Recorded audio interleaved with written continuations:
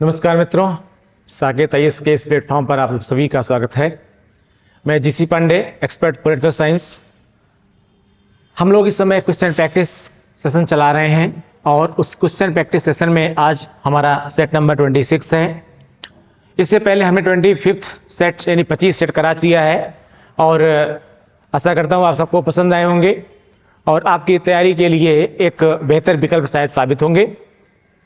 मेरी एक्सपेक्टेशन है और मैं कोशिश भी कर रहा हूं कि आपको एग्जाम से पहले एक बेहतर तैयारी के लिए, बेहतर तैयारी के साथ आपको एग्जाम हॉल में भेजने की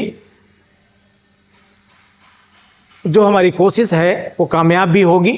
ठीक है, ऐसी मैं आशा करता हूं। क्वेश्चन प्रैक्टिस के साथ साथ कंटेंट के भी पर भी आपके काम हो रहा है और कंटेंट भी आपको लगातार दिए जाएंगे। ठीक है, तो फिलहाल क्वेश्चन प्रैक्टिस के माध्यम से भी आप अपनी तैयारी को बेहतर करने की कोशिश कीजिए। आइए स्टार्ट करते हैं क्वेश्चन प्रैक्टिस नंबर 26। इसमें क्वेश्चन नंबर फर्स्ट, पहला क्वेश्चन, निम्न में से सही सुमेलन कीजिए। यानी आपको इसको सुमेलित करना है, मिलाना है। इसमें एक तरफ थिंकर्स के नाम दिए गए हैं और दूसरी तरफ क्या किया गया है, उनके स्टेटमेंट्स दिए गए हैं। आपको बताना है कि किस थिंकर्स ने कौन सा स्टेटमेंट दिया हुआ है। तो आइए स्टार्ट करते हैं। पहला है मैकियावेली, इच्छा ना कि शक्ति राज्य का आधार है। नहीं, मैकियावेली ने यह नहीं कहा था। पुष्पिन उतना ही अच्छा है जितना कि कविता, यह भी मैकियावेली ने नहीं कहा था। व्यक्ति को छल कपट जानने के लिए लोमड़ी और भेड़िए को डराने के लिए शेर होना चाहिए, ये मैकियावेली ने कहा है। ये मैकियावेली ने कहा है। इसका मतलब एक किससे मैच करेगा, ये थर्ड से मैच करेगा। ठीक है, ये किससे मैच करेगा, थर्ड से मैच करेगा। ध्यान दीजिएगा, हम हमेशा स्टेटमेंट को पढ़िए, थिंकर्स को जो भी दिया गया है उसको पहले प्रॉपर मैच कीजिए और मिलाते जाइए जहां तक मिल जाए, फिर उसके आधार पर गेस का काम करिए। ठीक है, तो इसमें मैकियावेली ने कहा था कि व्यक्ति को अगर छल कपट जानना है तो आप जानते हैं लोमड़ी इस मामले को पहचानने में, जो है जासूसी करने में, अंदर की बात जानने में काफी माहिर मानी जाती है। लेकिन कहता है कि अगर किसी कमजोर को डराना है या जो आपको चुनौती दे सकता है उसको डराना है तो आपको एक लॉयन की तरह काम करना चाहिए। ठीक है, तो ये सही है। मिल का स्टेटमेंट देखते हैं। मिल का स्टेटमेंट अगर हम देखें तो इच्छा ना कि शक्ति राज्य का आधार है, यह भी मिल का स्टेटमेंट नहीं है। दूसरा, पुष्पिन उतना ही अच्छा है जितना कि कविता, यह भी नहीं है। मिल का स्टेटमेंट है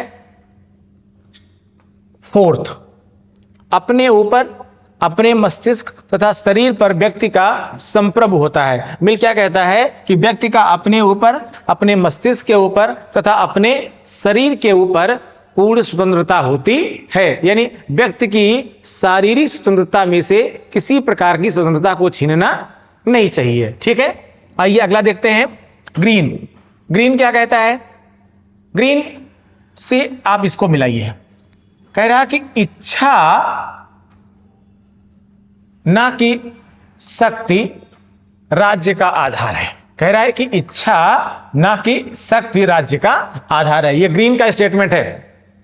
ग्रीन का यह मानना है कि राज्य इच्छा को प्रतिपादित करने के लिए शक्ति की जरूरत होती है, नहीं होती है, बल्कि क्या कहता है, ग्रीन कहता है कि राज्य इच्छा को प्रतिपादित करने के लिए, या कह सकते हैं कि आप किसी साहसिक काम को करने के लिए इच्छा चाहिए, ना कि शक्ति।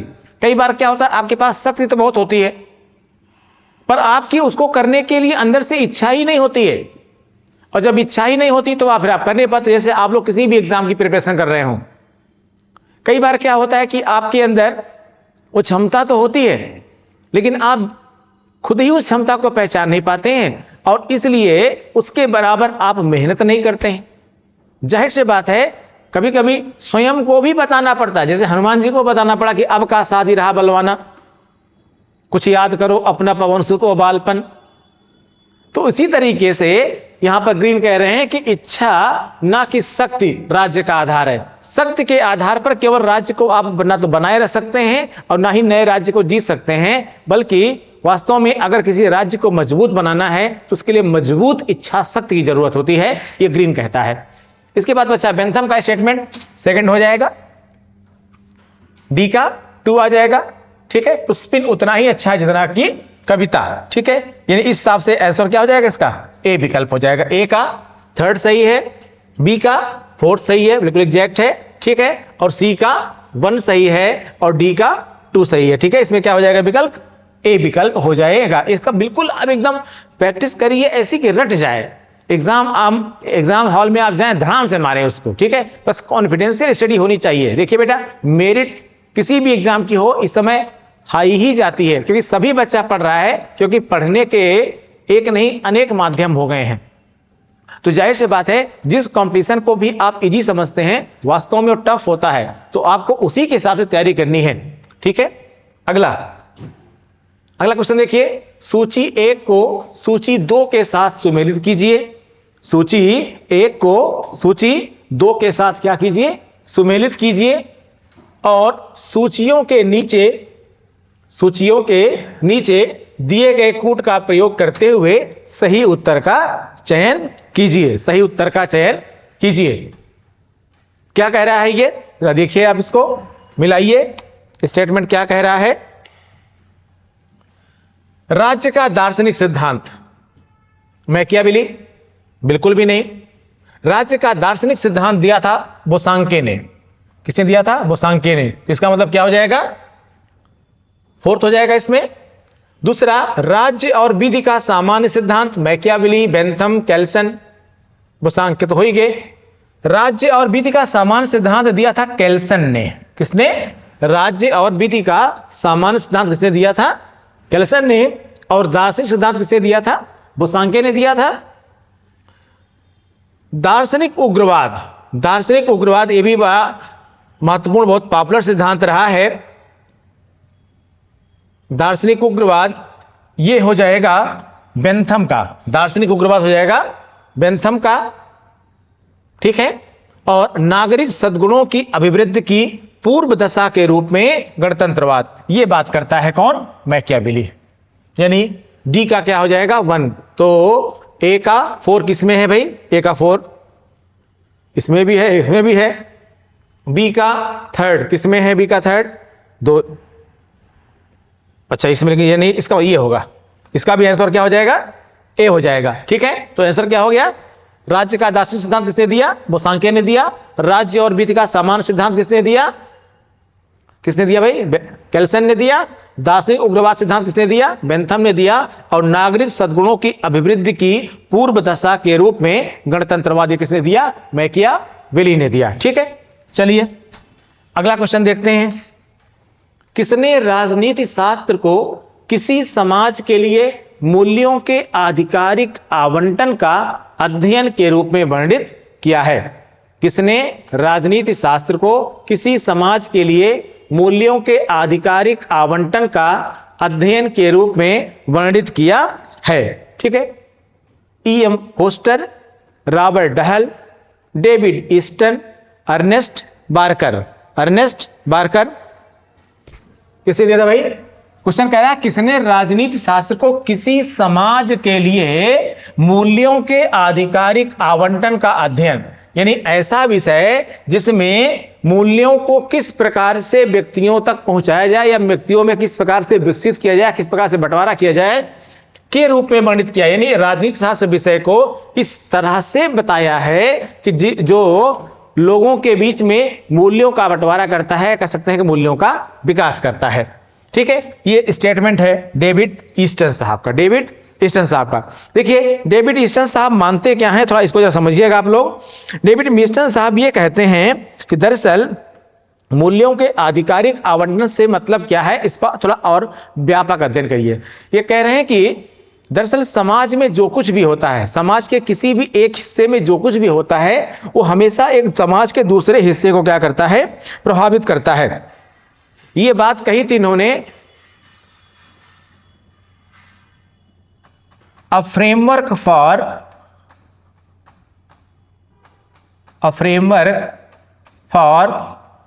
पॉलिटिकल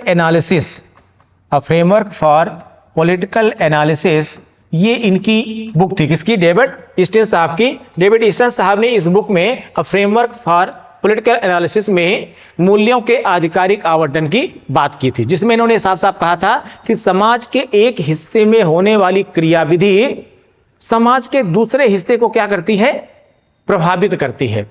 तो अगर समाज का दूसरा हिस्सा प्रभावित हो जाएगा तो इसका मतलब यह हुआ कि जैसा एक तरफ होगा उसका प्रभाव कहीं ना कहीं समाज के दूसरे तरफ भी दिखाई पड़ेगा। ठीक है बेटा, तो यानी ये कह सकते हैं इसमें कि राजनीति या राजनीतिक प्रक्रिया एक ऐसी व्यवस्था है जिसका एक हिस्सा क्या होता है, दूसरे को प्रभावित करता है।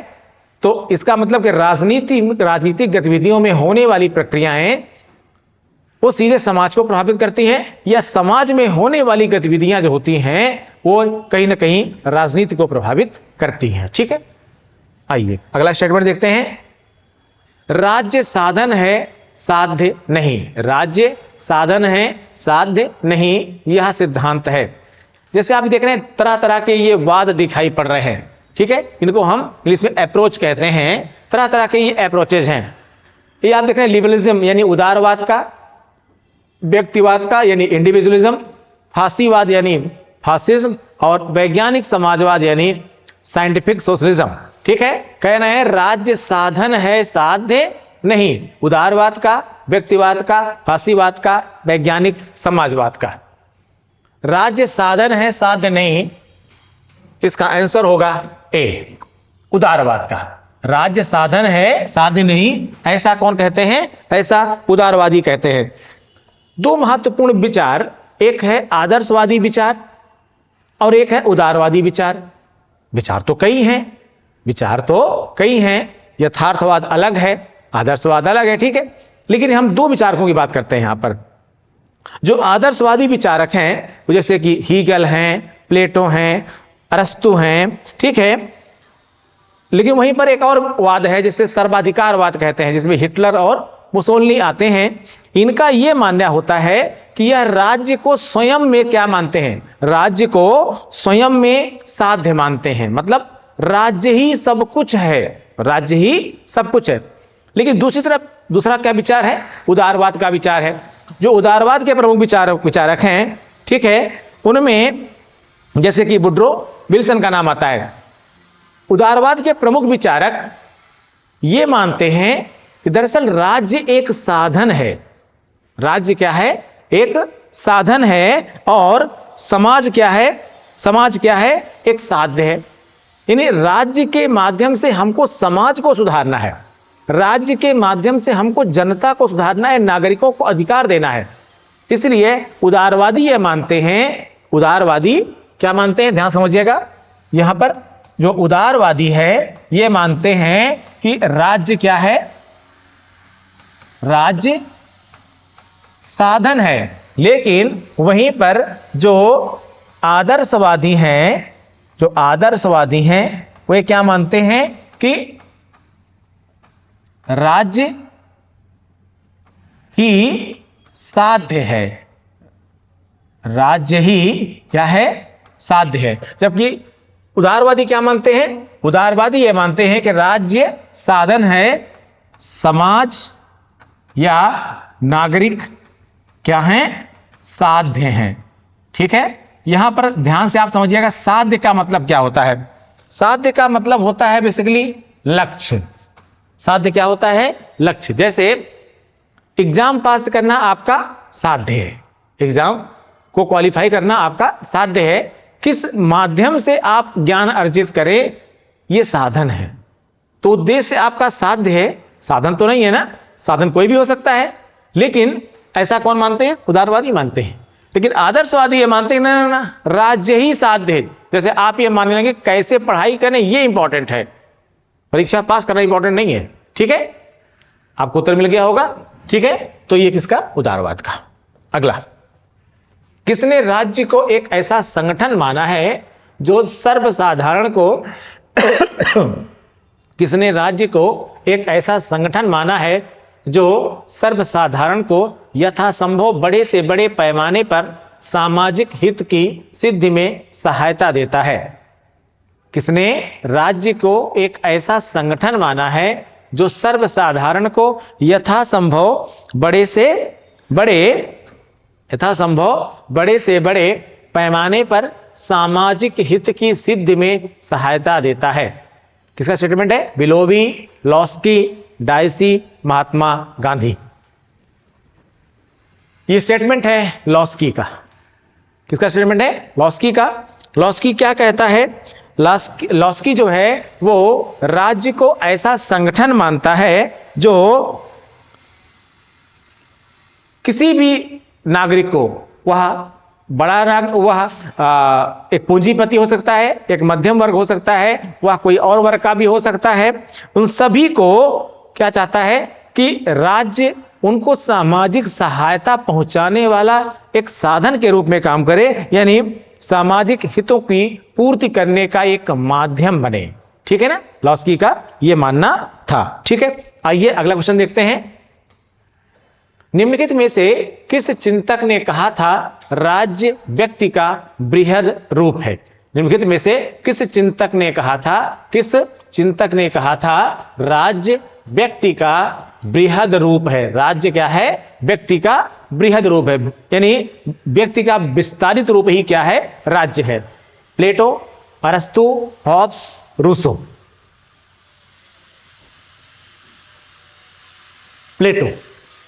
प्लेटो का एक महत्वपूर्ण सिद्धांत है, आप जानते हैं, और सिद्धांतों में पॉपुलर सिद्धांत है आंगिक सिद्धांत। क्या नाम है उसका? है आंगिक सिद्धांत। आंगिक सिद्धांत। आंगिक सिद्धांत क्या बात करता है? आंगिक सिद्धांत जो है मनुष्य के विभिन्न अंगों के आधार पर, ठीक है, मनुष्य के विभिन्न अंगों को या विभिन्न भागों को आधार बनाता है। वो क्या कहता है कि इसमें, और ये जो आंगिक सिद्धांत है इसमें ये प्लेटो और अरस्तु के समय से ही प्रचलित माना जाता है। ये जो आंगिक सिद्धांत है ये इसमें इसी के अंतर्गत प्लेटो कहता था कि राज्य व्यक्ति का बृहद रूप है। प्लेटो ने जो राज्य के गुणों की विस्तृत व्याख्या जब किया हुआ है तो उस विस्तृत व्याख्या में वो बताता है, क्या बताता है कि व्यक्ति के व्यवहार के 3 स्रोत हैं।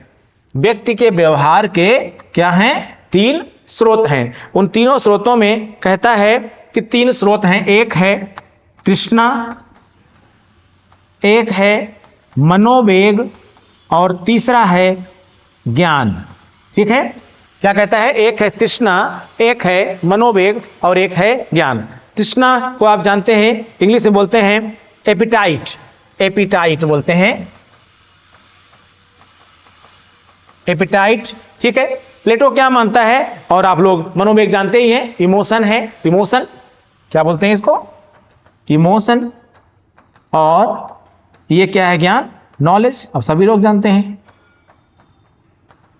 ठीक है, ये कहता है कि जो ये मनुष्य के व्यक्ति के व्यवहार के जो 3 स्रोत हैं उनमें तृष्णा, मनोवेग और ज्ञान, इसमें कहता है कि तृष्णा मनुष्य के का जो कमर का हिस्सा है उसमें होती है। क्या कहता है कि तृष्णा जो होती है, जो एपिटाइट है, ये कहां पर होता है? मनुष्य के कमर के हिस्से में होता है।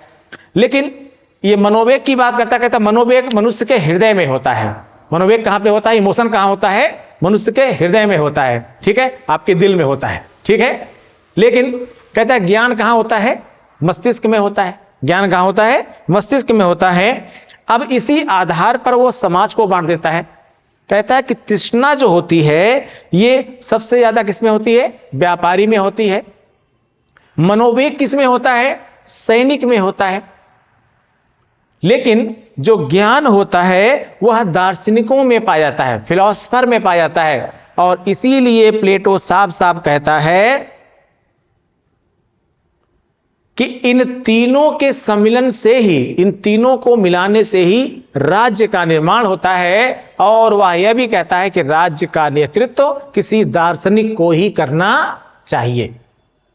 राज्य का नेतृत्व किसी दार्शनिक को ही करना चाहिए। ठीक है, तो इसमें आंसर क्या हो जाएगा भाई? निम्नलिखित में से किस चिंतक ने कहा था राज्य व्यक्ति का बृहद रूप है? किसने कहा था? प्लेटो ने कहा था। आइए अगला क्वेश्चन देख लेते हैं हम लोग। अगला क्वेश्चन कह रहा है आदमी एक सामाजिक प्राणी है। आदमी एक सामाजिक प्राणी है, यानी मनुष्य एक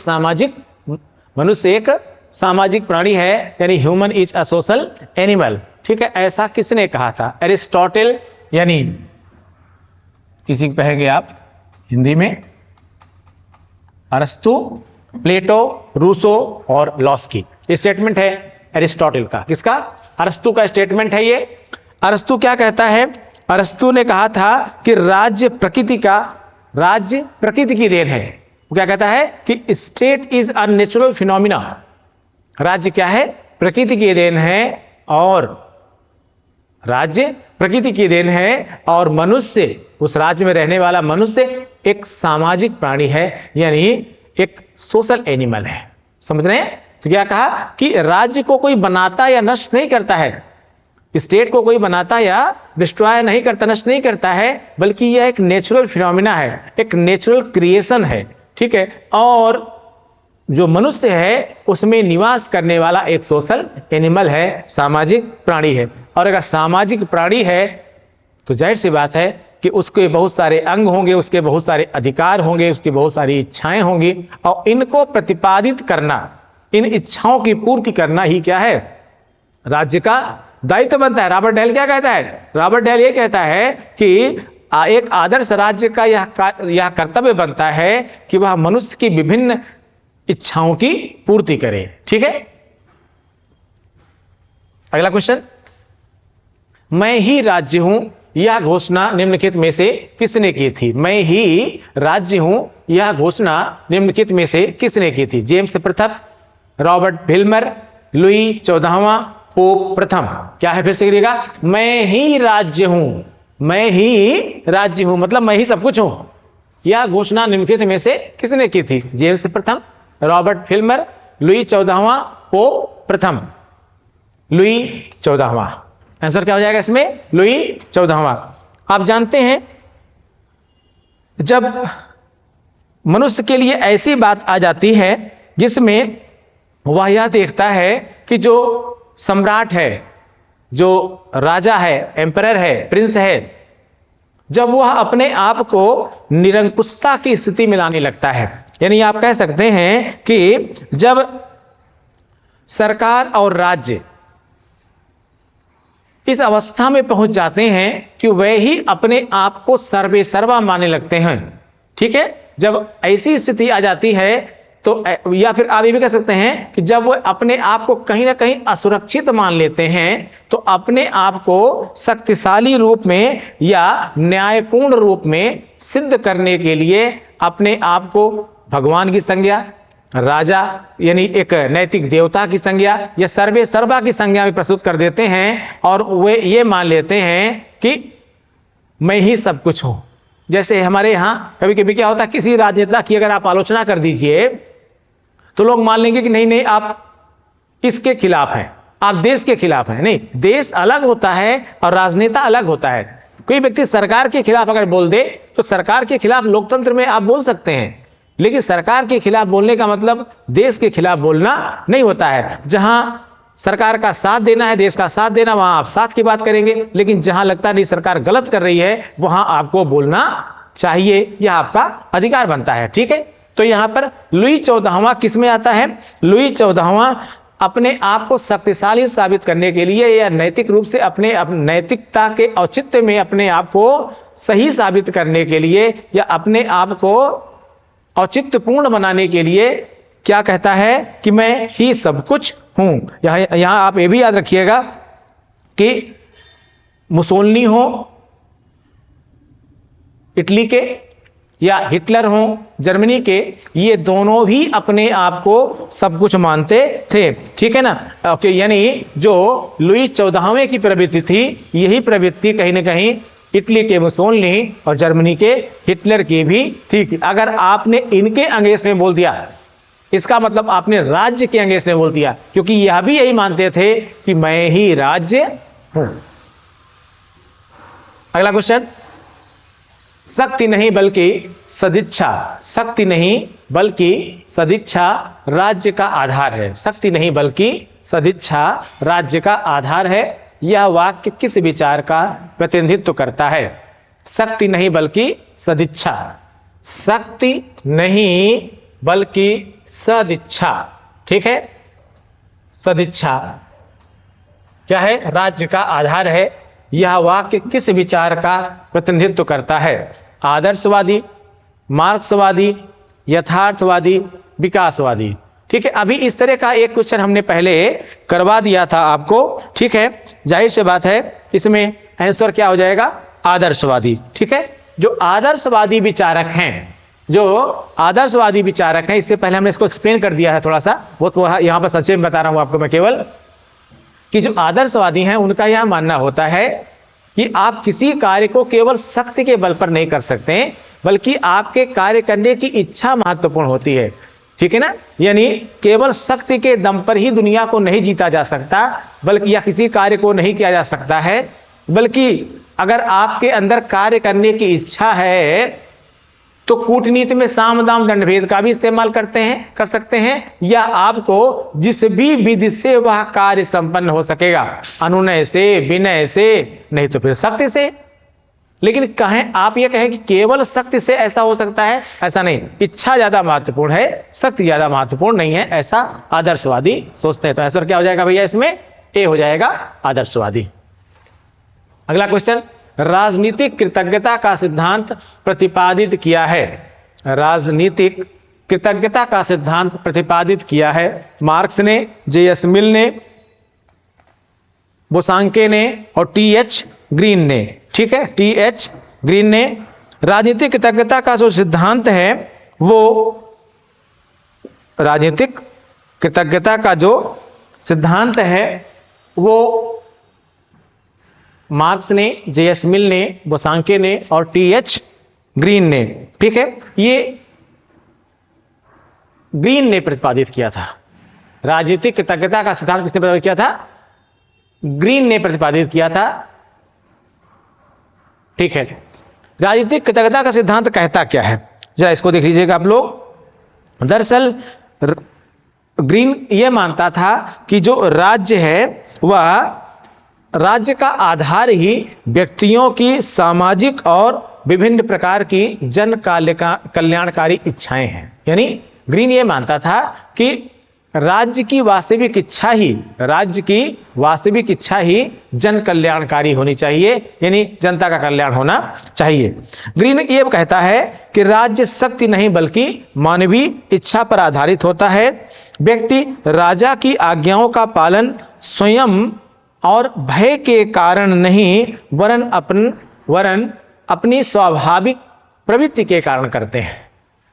ग्रीन का यह मानना था कि अगर आप ऐसा सोचते हैं कि लोग राजा की विभिन्न आज्ञाओं का पालन डर के कारण करते हैं, भय के कारण करते हैं, तो ऐसा नहीं है, बल्कि वे इसको अपनी जिम्मेदारी मानते हैं कि राज्य अगर विभिन्न प्रकार से हमारी इच्छाओं की पूर्ति कर रहा है, हमारी सुरक्षा कर रहा है, तो राज्य के कानूनों का पालन भी हमको उसी प्रकार से करना चाहिए। इसी सिद्धांत को हम क्या कहते हैं? राजनीतिक कृतज्ञता का सिद्धांत कहते हैं। ठीक है, जैसे कि आप विभिन्न प्रकार के कानूनों का पालन करते हैं, तो क्या हम इसे डर से करते हैं? नहीं, डर से नहीं करते हैं, बल्कि आप कानूनों के, सरकार के द्वारा बनाए गए विभिन्न कानूनों का अनुपालन करना अपनी जिम्मेदारी समझते हैं। ठीक है बेटा, तो इसमें क्या हो जाएगा? टी.एच. ग्रीन हो जाएगा। अगला क्वेश्चन देखते हैं। अगला क्वेश्चन क्या कहता है आपका? राज्य का आधार शक्ति नहीं इच्छा है। राज्य का आधार शक्ति नहीं इच्छा है, किसने कहा है? अभी लगभग इसी तरह क्वेश्चन रिपीट हो गया था। ठीक है, तो इसमें भी वही आंसर हो जाएगा, David Easton, governor, Green, Laski. David Easton, राज्य का आधार शक्ति नहीं इच्छा है, किसने कहा है? David Easton, governor, Green, Laski. Answer क्या हो जाएगा? सीधे ग्रीन। ठीक है, आइए सेम क्वेश्चन रिपीट हुआ है। अगला क्वेश्चन देख लेते हैं। जब मैं राजनीतिक विज्ञान शीर्षक के अंतर्गत परीक्षा प्रश्नों को देखता हूं, तो मुझे प्रश्नों के प्रति नहीं वरन शीर्षक के प्रति खेद होता है। यहां पर क्या कह रहा है कि जब मैं राजनीतिक विज्ञान शीर्षक के अंतर्गत परीक्षा प्रश्नों को देखता हूं, तो मुझे प्रश्नों के प्रति नहीं वरन शीर्षक के प्रति खेद होता है। यह किसकी परिभाषा है? गिलक्रिस्ट, गॉर्डनर, मेटलैंड, वकल। एक्चुअली ये इसका आंसर होगा मेटलैंड। मेटलैंड मेटलैंड के बारे में थोड़ा जानिएगा आप लोग। देखिए, राजनीति विज्ञान के अंतर्गत भी दो प्रकार के विचार हैं राजनीतिक विज्ञान की प्रकृति के विषय के बारे में।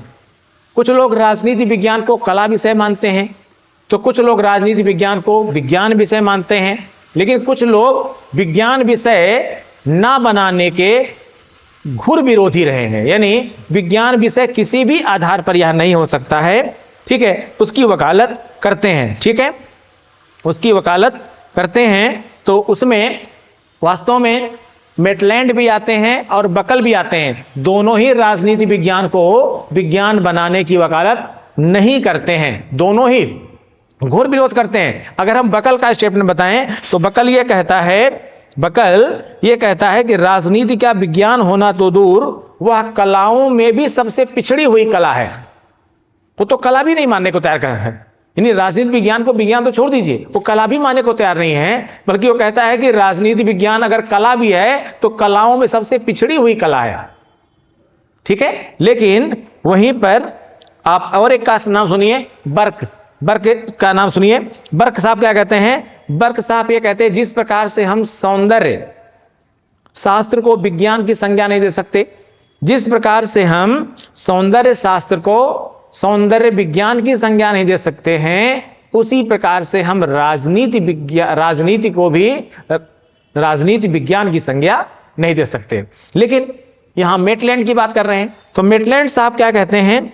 मेटलैंड साहब मेटलैंड हैं, बकल हैं, काम्टे हैं, बर्क हैं, ये सब वो हैं जो राजनीति विज्ञान को किसी भी तरीके से विज्ञान बनाने के समर्थक नहीं हैं। और मेटलैंड साहब कहते हैं कि जब मैं इसके शीर्षक को देखता हूं तो मुझे प्रश्नों पर नहीं बल्कि शीर्षक के प्रति खेद यानी दुख प्रकट होता है। इसको बार बार राजनीति विज्ञान कहा जाता है जबकि यह विज्ञान नहीं है, ठीक है। तो आंसर क्या हो जाएगा इसमें? मेटलैंड। अगला, निम्नलिखित में से कौन राजनीति विज्ञान को विज्ञान नहीं मानता? निम्नलिखित में से कौन राजनीति विज्ञान को विज्ञान नहीं मानता? अरस्तु, Jellinek, Lord Bryce, FW Maitland. Answer क्या हो जाएगा? वही आंसर है, लगभग क्वेश्चन मिलता जुलता है, एफडब्ल्यू मेटलैंड। अगला क्वेश्चन देख लेते हैं। यह कथन जो कहता है राज्य एक नैतिक संस्था है जो मनुष्य के पूर्ण नैतिक विकास के लिए अनिवार्य है, यह इनका आरोपण है। यह कथन जो कहता है यहां पर आप टिक लगा दीजिए तो आपको और समझ में आएगा, जबकि ऐसा है नहीं। राज्य एक नैतिक संस्था है जो मनुष्य के पूर्ण नैतिक विकास के लिए अनिवार्य है, ठीक है, यह इनका आरोपण है। व्यक्तिपरक, अराजकवादी, आदर्शवादी या मार्क्सवादी, ठीक है। देखिए, जब आप राज्य को एक सुविचारित, सुव्यवस्थित और सुसंगठित संस्था के तौर पर माने, कल्याण करने वाली संस्था के तौर पर माने, लेकिन राज्य को सब कुछ ना माने, राज्य को एक साधन माने, राज्य को साध्य ना माने, तो वह सिद्धांत किस में आएगा? आदर्शवादी सिद्धांत में आएगा। यहां क्या कह रहा है? राज्य एक नैतिक संस्था है, मतलब आपको नैतिकता सिखाती है और वह स्वयं भी नैतिक है। जो नैतिकता सिखाए वह हमेशा नैतिक ही माना जाएगा। जो मनुष्य के पूर्ण नैतिक विकास के लिए अनिवार्य है। अगर मनुष्य को नैतिक बनाना है तो उसके लिए राज्य रूपी संस्था का होना आवश्यक है। यह बात कौन कहेगा? आइडियलिस्टिक ही कहेंगे ना, जो आइडियलिस्टिक अप्रोच वाले हैं, आदर्शवादी विचारधारा वाले हैं, वही कहेंगे ना। आंसर क्या होगा? आदर्शवादी, ठीक है। आंसर क्या हो जाएगा इसमें? आदर्शवादी। अगला क्वेश्चन, निम्नांकित में से कौन सी राजनीतिक विज्ञान के आधुनिक परिप्रेक्ष्य की विशेषता नहीं है? निम्नांकित में से कौन सी राजनीति विज्ञान के आधुनिक परिप्रेक्ष्य, याद रखिएगा यहां पर आधुनिक परिप्रेक्ष्य, क्योंकि यहां परिप्रेक्ष्य दो हैं, एक परंपरागत परिप्रेक्ष्य और एक आधुनिक परिप्रेक्ष्य। दोनों में अंतर क्या है ये समझिएगा। जो परंपरागत परिप्रेक्ष्य है और दूसरा जो आधुनिक परिप्रेक्ष्य है, दोनों में क्या अंतर है देखिएगा।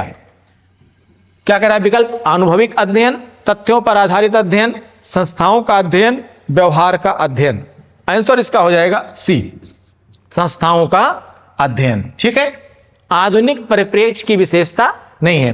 देखिए, जो परंपरागत परिप्रेक्ष्य वाले हैं, या ध्यान दीजिएगा, जो परंपरागत परिप्रेक्ष्य वाले हैं वे राजनीति विज्ञान को या तो स्वतंत्रता, समानता, न्याय या फिर विभिन्न प्रकार के अन्य राजनीतिक विचार या जो संस्थाएं हैं, संस्थाओं में क्या, जैसे राज्य, सरकार, कानून, ठीक है, इन सब पर जोर देता है। कौन?